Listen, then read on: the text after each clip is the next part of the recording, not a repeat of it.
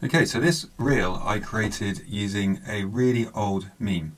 So what I've been doing is taking old memes. I mean, this one was probably 10 or 15 years old, and it's probably been around Facebook a few times. So what I'm doing is I'm taking that meme, I'm feeding it into Sora and creating a video or a reel from it. So I'll show you the process. It's just another one that I've created. So if you don't like dogs, I don't like you. And you can see that the results are very realistic, and they do put a new lease of life on old memes rather than just kind of recycling them. So the process is, this is the $20 a month plan I'm on. So it allows you to create concurrent videos. It takes a while for them to process, so you need to be doing other stuff while it's going on. Right, so what it needs to do is upload from your device. I've got lots of old memes in here. So let's just find.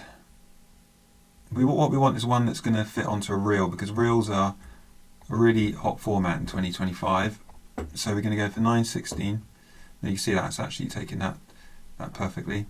So I go for 5 seconds usually, and I do 2 variations. I find that's enough. If you set it to 10 seconds, Sora tends to kind of wander a bit, and you get some strange things going on that you're going to have to edit later.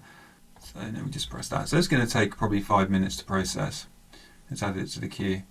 So I mean, it looks so realistic, and I think it's probably a great way to use curated content that you have.